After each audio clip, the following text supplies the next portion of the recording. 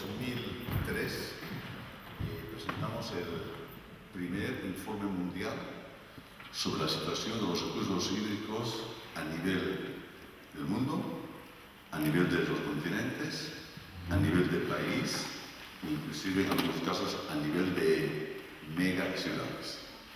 Ese informe tuvo tres virtudes. La primera es que se utilizaron indicadores, o sea, números, datos.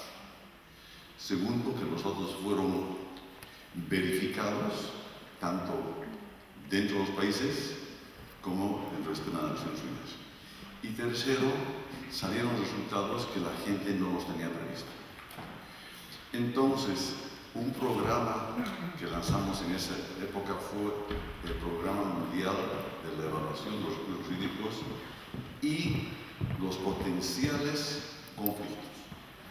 Esto arrancamos con la Universidad de Oregon, en los Estados Unidos, un conocido investigador en temas vinculados a conflictos.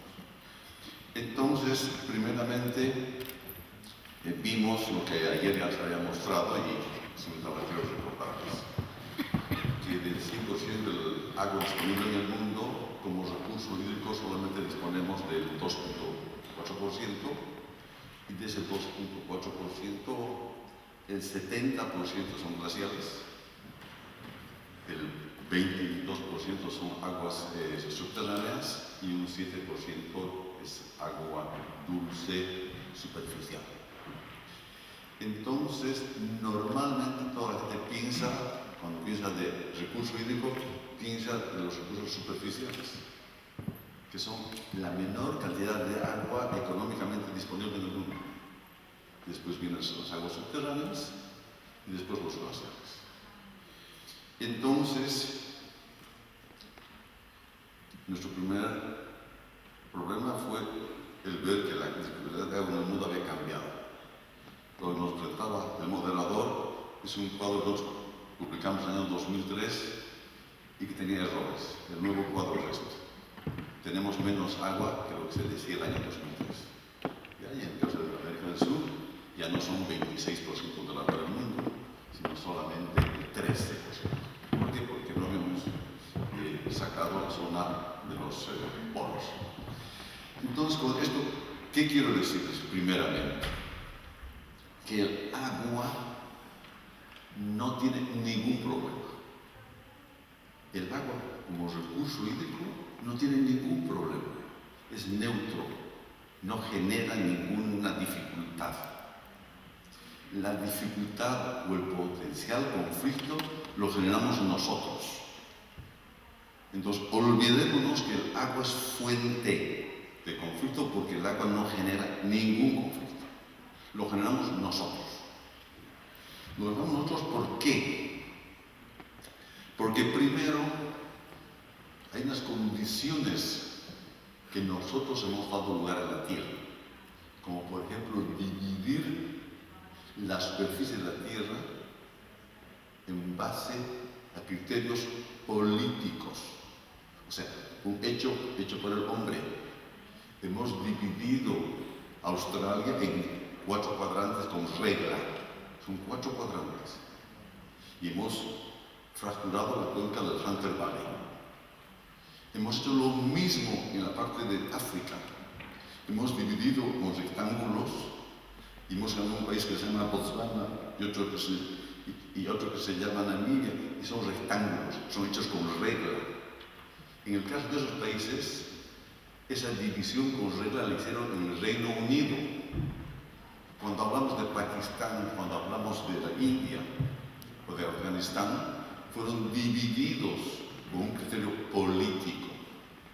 Entonces, la división política ha fracturado las cuencas, ha cortado las cuencas en lugares que no tienen ninguna lógica hidrológica. Tienen un arreglo político. Entonces, al dividir los países de forma arbitraria, nosotros generamos un problema al agua, no el agua a nosotros. El agua se mueve por cuencas, el agua se mueve por acuíferos, no por divisiones políticas. El agua no respeta la lógica de las divisiones políticas. Segundo, el enfoque sobre la gestión del agua hasta el siglo XX finales era que los ríos dividían países. Los ríos se han utilizado como delimitaciones entre países. Y el nuevo concepto es que las cuencas unen países. O sea, cuando hablamos de Hungría y pensamos en su capital, la gente piensa en Buda y en Pest. Y la ciudad está atravesada por un río, y eso ahora se llama Budapest. Entonces lo que queremos es que se entienda de que la gestión del agua es por cuencas y que la cuenca una a la gente, no como el río que divide a la gente. Entonces son dos condiciones desde el punto de vista de concepto de la gestión del agua. No se olviden, primero, la división política es arbitraria. Nosotros hemos creado un problema. Y segundo, el concepto de cuenca y el concepto de río. Tercero, en el mundo existen 264 cuencas internacionales. Y en estas 264 cuencas internacionales viven más de 4.000 millones de personas, de los 7.000 que somos actualmente. Lo cual quiere decir que el agua la compartimos, y la compartimos desde el punto de vista de cuenca, pero no así desde el punto de vista de país. Entonces hemos estado obligados a desarrollar una mecánica, una lógica en el derecho internacional que define lo que es un río de uso sucesivo, lo que es un río limítrofe. O sea, nosotros no hemos generado esos problemas. El agua no tiene ningún problema. Entonces, ¿qué es lo que hemos logrado? Primero, hemos tenido que definir unos principios que deben facilitarnos el diálogo entre vecinos. Eso significa que tenemos que compartir la cuenca, tenemos que compartir los recursos hídricos, porque lamentablemente nuestra restricción geográfica nos ha obligado a ser diferentes, a no compartir algo que siempre estuvo unido. Segundo, hay un concepto que se llama la soberanía. ¿Ustedes se imaginan Europa en términos de recursos hídricos como un sistema de cuencas? ¿Ustedes creen que Francia y España reconocen que la cuenca del Ebro es una cuenca internacional? O sea, la cuenca del Ebro es una cuenca internacional, pero en España ni siquiera se imaginan ni aceptan que es internacional, porque es una cuenca compartida por Francia y además por Andorra. Pero si ustedes van a través de cuencas, a la Che, en Zaragoza, para ellos la cuenca del Ebro es española. Entonces, ahí se ve la miopía humana, ahí se ve la incompetencia técnica respecto a lo que es una cuenca. Y ese es fuente de conflicto, pero no del agua, sino de la gente que tiene el concepto de cuenca, un concepto equivocado de cuenca. La cuenca no es un arreglo político, la cuenca es una definición geográfica. Entonces, si reconocemos la definición geográfica, desaparece el problema. La primera autoridad de cuencas en el mundo fue el Tennessee Valley Authority en los Estados Unidos, que está conformado por dos ríos fundamentales, el Mississippi y el Missouri. Ese fue el ejemplo de gestión de aguas en el mundo. Eso ocurrió en 1903. ¿Qué ha pasado? Con el desarrollo del conocimiento y los sensores, sobre todo de alta resolución, se ha visto que el Tennessee Valley Authority, el TVA, como se llama en inglés, no nace en Estados Unidos, nace en Canadá. Lo primero que se ha hecho ha sido reconocer en los Estados Unidos que la cuenca del TVA es internacional sin ningún problema. ¿Ya? Antes se pensaba que era solamente de los Estados Unidos de Norteamérica. No, se comparte con Canadá. Entonces, si el humano, si el individuo reconoce a la ciencia como tal y deja de argumentar con temas legales, cosas irracionales, efectivamente hay conflictos. Entonces, nosotros queremos mostrar por qué el agua es fuente de cooperación. En ningún caso es fuente de conflicto. Y para esto nos hemos encargado de llevar a cabo trabajos en varios lugares del mundo para ver si realmente el agua alguna vez en la historia de la humanidad ha generado per se un conflicto. Y la respuesta es que nunca hubo un conflicto donde el agua sea el protagonista. A lo más que se llegó fue en la zona de Mesopotamia, donde ahora es Irán, Irak, que se dice que hubo un evento natural donde afectó la gestión del agua a dos pueblos que compartían originalmente las aguas, y después estas aguas fueron derivadas en forma natural a uno de los estados, lo cual es difícil de creer, pero ese es el único evento. Eso fue cuando era Mesopotamia. Estamos hablando de la historia de la civilización, allá nace la civilización. Entonces, esto nos muestra de que efectivamente el agua no tiene problemas. También tenemos que usar técnicas, mecanismos, políticas para mostrar que esto efectivamente es verdad. Y en eso los estados tienen que tener programas para evaluar sus recursos hídricos, para monitorear sus recursos hídricos, para saber cuánta agua disponen. Pero cuando decimos cuánta agua tiene el Ebro, no es cuánta agua tiene España, es cuánta agua tienen España, Andorra y Francia. ¿Ya? Tenemos que reconocer a la ciencia antes que los acuerdos políticos, porque los acuerdos políticos estaban errados. ¿Se imaginan? Entre España y Portugal hay una zona en el Tajo donde la división política entre Portugal y España todavía está pendiente. O sea, no se tiene definida la división limítrofe, la división entre esos dos países. Por supuesto que esa es la fuente de conflicto. ¿Por qué? Porque no había una definición de la línea que separa nuestros dos países. Entonces, esos son los elementos que le crean conflicto al agua, no el agua a la gente. ¿Ya? Entonces, lo que queremos es llevar a cabo un programa de educación. El gran problema del agua, cuando hablamos de conflictos, es que se ha vuelto un tema fotogénico.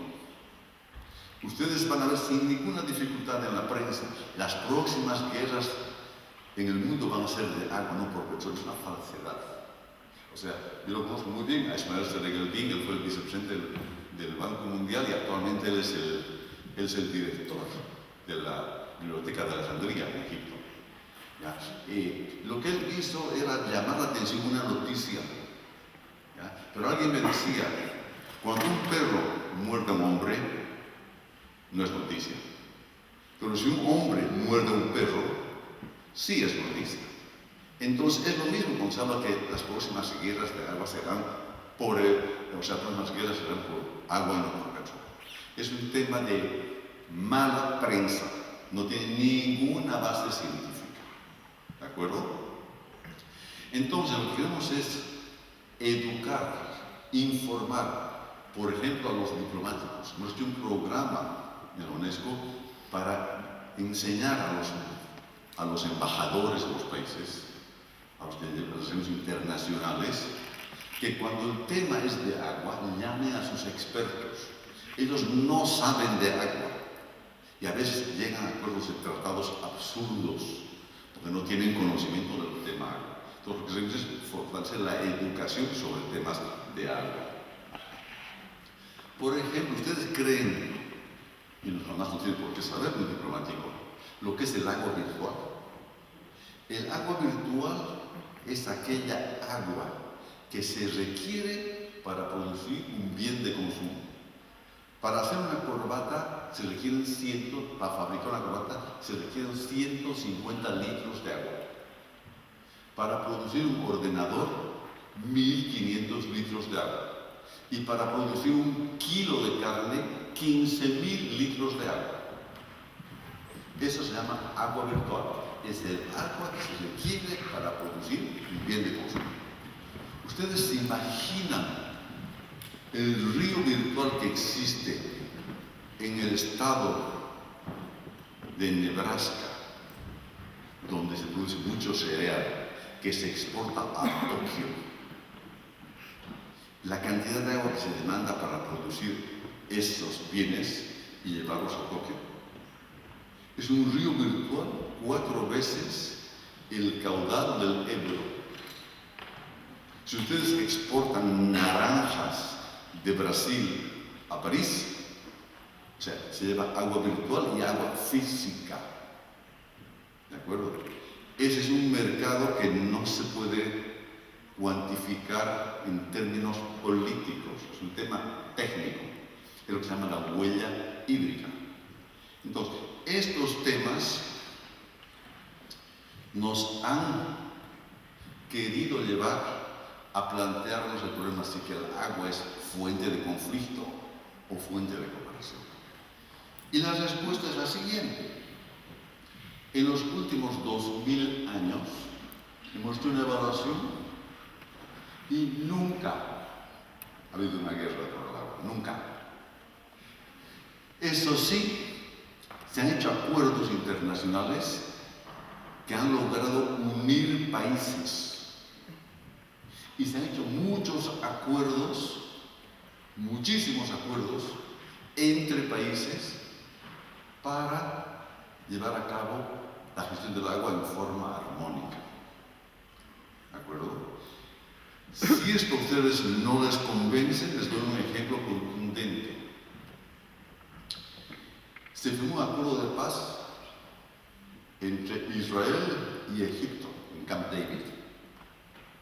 ¿Ya? Fue el acuerdo de paz entre Egipto e Israel. Una semana antes de firmar el acuerdo de paz en Camp David, una semana antes, se hizo un acuerdo sobre cómo utilizar las aguas del Golán a favor de Palestina. Una vez firmado el acuerdo de cómo usar el agua, la semana siguiente se firmó el acuerdo de paz en Camp David entre Israel y Egipto. Este es el ejemplo más tangible donde el agua es fuente de cooperación. O sea, es un hecho indiscutible, existe un documento. Entonces, el agua más bien ha facilitado temas de paz en lugares donde hay conflicto. Yo les comentaba en la mesa, hace 1 año y medio me invitaron a estar de mediador en un evento entre España y Argelia. Y lo puedo contar porque lo hicimos con el CSD, que es el Centro de Altos Estudios Estratégicos de la Defensa de España. En esa reunión estaban los comandantes de las Fuerzas Armadas de Argelia y los de España. Y lo que quería España era que le aseguren a España, no importa los conflictos que se tengan en Argelia de terrorismo, y ustedes pueden imaginarse, que le garanticen a España gas. Porque España no puede vivir si le cortan el gas. ¿Ya? 45% del gas de España viene de Argelia. Y son 2 gasoductos. Uno que entra por Marruecos y otro que cruza directamente. ¿Ya? Que sale de Orán. Entonces, ¿qué querían los argelinos? Querían que a cambio de garantizarles que el gas jamás se cortará, no importa la situación bélica o cambio de gobierno que el señor Bouteflika fallezca porque está muy enfermo, lo que ellos querían es que le garanticen tecnologías y gestión de cómo ampliar su espectro de temas de agua. en forma expresa cómo llevar a cabo proyectos vinculados al tema agua en Argelia con tecnología española. Otra forma de mostrarles que el agua es fuente de democracia. ¿De acuerdo? Entonces, con esto, ¿qué tenemos que hacer? Tenemos que ser menos fundamentalistas y más amplios en temas de agua. El problema que tenemos en los países es que no tenemos autoridades de agua. Ahí iremos discutido. Si en España se tenía una agencia española del agua o un ministerio del agua, si se tendría en España una autoridad de aguas, no habría problemas entre trasvase sí o trasvase no. Porque el tema del trasvase es un tema técnico, no es un tema político, es un trasvase. Pero en España es un tema político, lo cual es un absurdo. ¿De acuerdo? Entonces, si los países teníamos una mejor organización de la estructura institucional, podríamos evitar problemas donde quieren que el agua sea protagonista.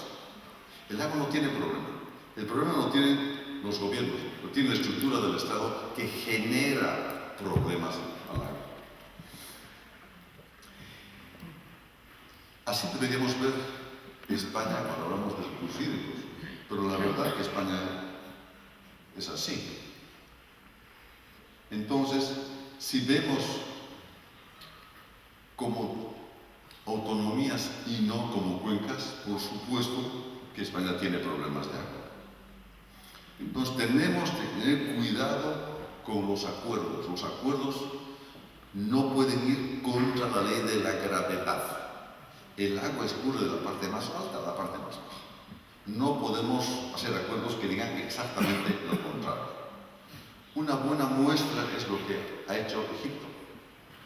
Egipto es un país económica y militarmente muy fuerte, por razones históricas.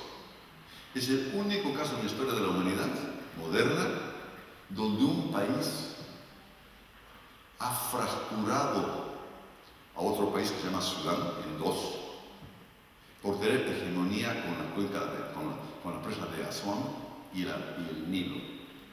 Entonces aquí ustedes pueden ver que el agua es una víctima de un país que usa la fuerza para dividir a otro país por razones precisamente de uso del agua.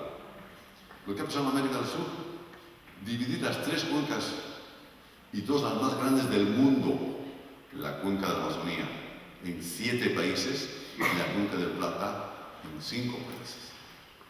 Entonces, por supuesto que se generan potenciales problemas porque hemos fracturado, hemos dividido la cuenca en 7 partes con 7 dueños en forma asimétrica. Lo que pasó con el mar Aral es idéntico. El mar Aral simplemente sufrió la irresponsabilidad de usar demasiada agua para producir algodón en el periodo soviético. Y ahora Asia Central y los países de la cuenca del mar Aral no pueden revertir el problema. ¿Quién es el responsable? El responsable desapareció de la Unión Soviética. ¿Tuvo algo que ver el agua en este problema? Absolutamente nada. Fue el error de la economía planificada la que generó este problema de aguas. O el tema del cambio climático. ¿Qué ha pasado? Que las grandes zonas de la región andina han perdido nieve y hielo. Ahora hay problema porque no hay agua en esas ciudades. Pero el agua tuvo problema. No tuvo problema el agua. Fueron los que generaron el problema del cambio climático. Entonces, lo que es importante es no confundirse. Y para eso tenemos que reconocer algo que es fundamental. Esto creo que es lo más importante. Si ponemos a la izquierda la disponibilidad de agua en el mundo y a la derecha los usuarios, vamos a ver que la zona de la izquierda es las sillas de la naturaleza, es la oferta, la disponibilidad de agua en el mundo. Y al otro lado son los que utilizan el agua. Voy a hacer esto. Entonces, de igual manera, en Naciones Unidas tenemos problemas. Tenemos 27 agencias de Naciones Unidas que se dedican al agua. La idea es tener una sola agencia, pero fuerte, que dé una señal concreta sobre el tema del agua. Estas son las cuencas internacionales, las 264 que existen en el mundo, y esta debe ser la forma en la que deberíamos ver la gestión del agua, pensando en que primero, la cooperación en torno al agua es posible. Segundo, que tenemos que pensar que los principios deben ser aplicados de forma sistemática. Tenemos que pensar, ¿ya?, de que el agua es un recurso compartido, no es exclusividad de ningún país, Eso es fundamental. Tercero, es que la cuenca internacional debe ser la única unidad de gestión. No vale eso de hacer arreglos entre países, de que en el caso del Ebro nos vamos a olvidar de Francia y de Andorra.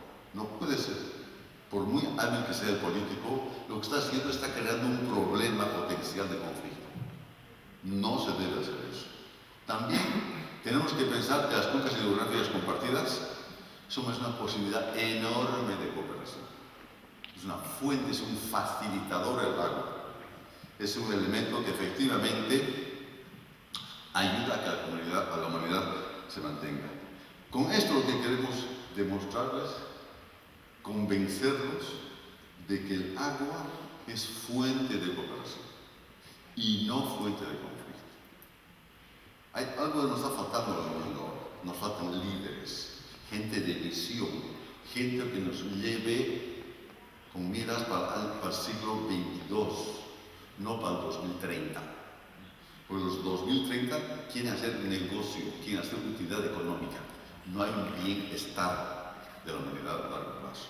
Y efectivamente, faltan tantos líderes que el único líder que hemos tenido en los últimos años, y lamentablemente desde el siglo pasado, es Kennedy.